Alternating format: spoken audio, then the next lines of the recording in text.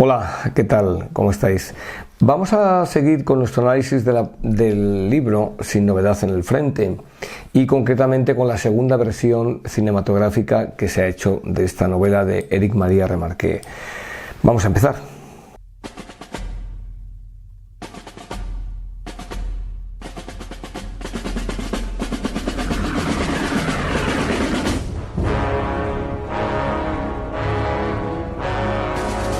Decíamos que esta historia está basada en una novela de Éric Maria Remarque y bueno, pues que es un libro que ha tenido tres versiones, ¿verdad?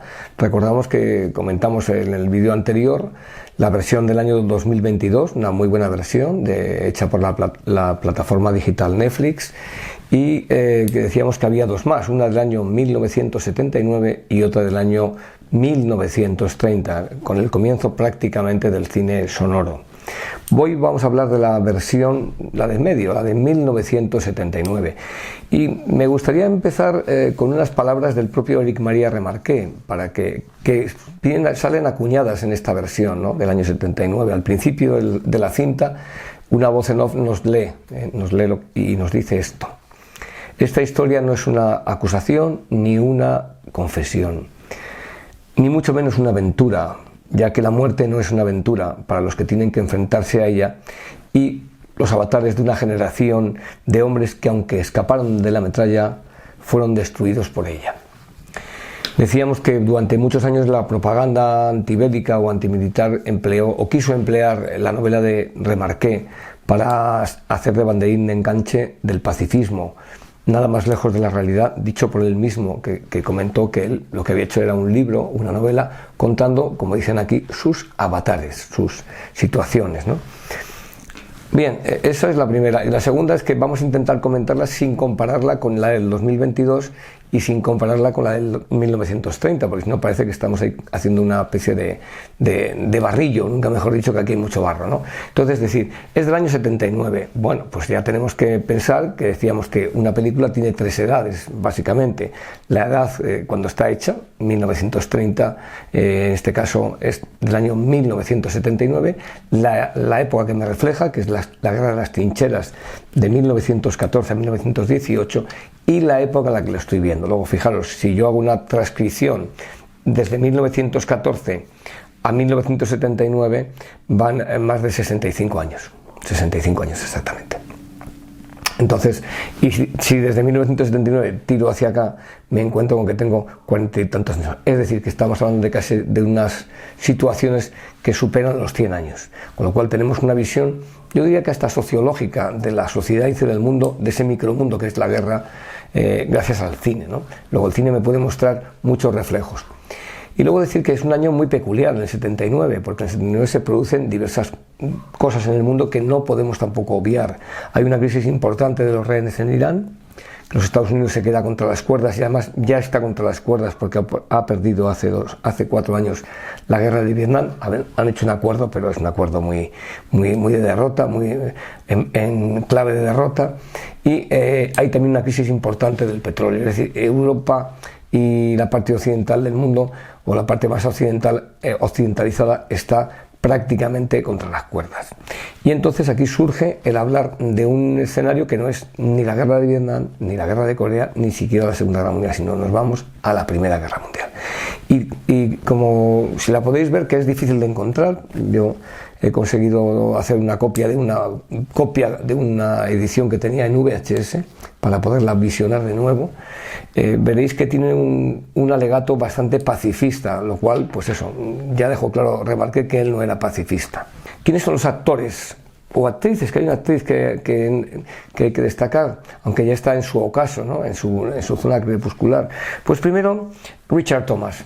Pero fijaros, cuando empieza la película se ve una especie como de edificio y luego es volado, y a partir de ese momento aparecen todos los soldados alemanes en una trinchera muy televisiva, recalco, muy televisiva. Delbert Mann, que es el director, se ve que supo hacer un poco la parte, fiarse de ese ascenso de la televisión, y nos aparece en la trinchera cada uno de los soldados. Primero aparece el jefe del grupo, que simula que es un sargento, que es el actor Ernest Borgnine. sale ya encanecido, con una pipa, es decir, con síntomas de veteranía. No le pega ni con cola, pues está grueso y tonelón, y entonces no, pero en fin, ese es el actor que eligieron. Y ese nos lo presenta como Kaminski o Kaczynski, y que es muy experto en olfatear la comida y el mal tiempo. Lo va presentando como una voz en off que nos dice quién es cada cual. Después aparece Paul, que es el actor, si Kaminski es el actor Ernest Borgnine, Paul es el Bohmer, que es el actor Richard Thomas. Y luego me va contando, según va pasando la cámara a través de la trinchera, quién es cada cual. Más que quién es cada cual, aunque me dice el nombre y es difícil que me lo retenga todos, pero sí me dice cada uno de ellos qué es lo que quiere ser. Y empieza diciendo, este quiere estudiar leyes, este quiere estudiar lo que está aquí, teología, otro quiere estudiar todo, otro quiere ser guardia forestal, otro quiere viajar y hacer el amor muchas veces, otro quiere ser cerrajero, otro es minero, otro es granjero y solo piensa en sus vacas y en su mujer. Es decir, me hace una radiografía rapidísimamente, en cuestión de menos de un minuto, de los componentes de esa unidad, que están dentro, repito, dentro de la trinchera. A continuación suena el silbato de órdenes, un silbato odiado y temido en la Primera Guerra Mundial, porque era el que indicaba que había que salir de la trinchera a campo abierto y a morir en la mayoría de los casos. Y ahí empezamos con el silbato, salen los gritos y sale el tableteo, ese tableteo tan familiar de la ametralladora, sesgando muchas vidas, y sobre todo un plano aéreo, es decir, un plano desde arriba con lo que sería un picado, mostrándonos las trincheras y el avance de la infantería, en este caso la francesa, y los alemanes, o al revés, porque van cambiando según el plano que estemos viendo. También nos cuenta la película el relato de Remarque, el hospital, los heridos, ese camarada que ha sido herido, que tiene una pierna amputada, cómo se están rifando prácticamente las botas, uno de ellos, porque tienen falta de suministro. Y también nos cuenta, pues eso, el hambre que pasan, todas esas penurias, con una fotografía muy de televisión, muy televisiva, recalco, y sobre todo tremendamente dura, repito, época con mucha influencia pacifista de la década de los años 60, ¿no? Y también nos aparece algo que marcó mucho esta generación, que eran los instructores. Aparece un instructor que es el cabo Himelson, que es un hombre bajito, con un bigote hacia arriba, muy prusiano, que les hace desfilar, cuando les están instruyendo, les hace desfilar. El cabo Himelson es el actor Ian Holm, y es un hombre que es muy sádico con ellos, les tiran el barro, no sé qué, y que incluso es muy vengativo. Bien. Le pierden de vista cuando van al frente, son flashbacks que la película, en este caso la cinta, nos va haciendo.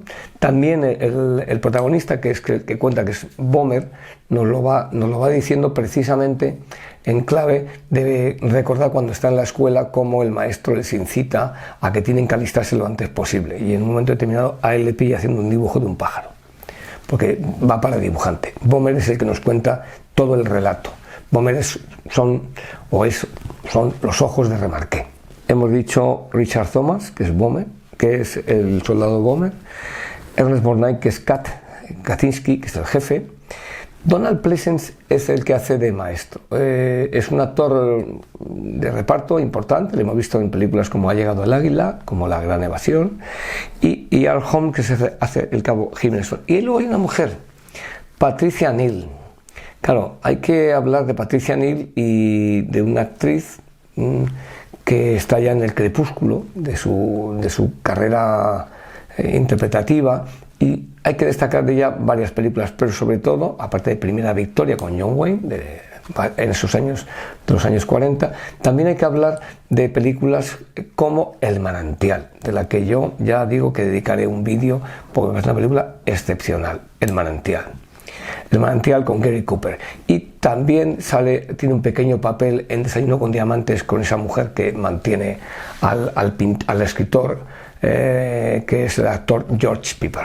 Bien, Patricia Neal hace de madre del soldado Boomer, porque también nos recrea un poco la metamorfosis del ser humano cuando sale de la escuela. El maestro le ha vengado para que vaya, va al ejército, vuelve en un permiso, cada vez está más cambiado. Cuando regresa al frente ya no es uno más, es un veterano porque han caído muchos, etcétera, etcétera, etcétera. Bien, esa es la lectura de esta película.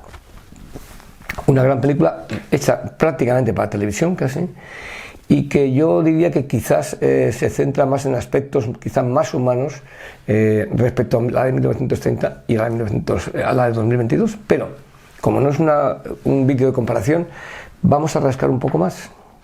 El director, Delbert Mann. Pues claro, si miramos Delbert Mann, nos aparece, lo podéis mirar en el diccionario o en donde queráis, un Oscar por la película Marty. Muy bien, de 1955. Bueno, pues esto es del año 79, pues hace, 22 años antes o 24 años antes le dieron el Oscar por la película Marty. Muy bien, vamos a mirar esa película Marty. ¿De quién es? De Ernest Borgnine, que fue el actor principal, y le dieron el Oscar. Anda. Luego aquí ya vemos que en este equipo de grabación el director y el actor principal, uno de los principales, que es Ernest Borgnine y el director, Delbert Mann, el director, y Ernest Borgnine, fueron los dos premiados con el Oscar en 1955 por la película Marty.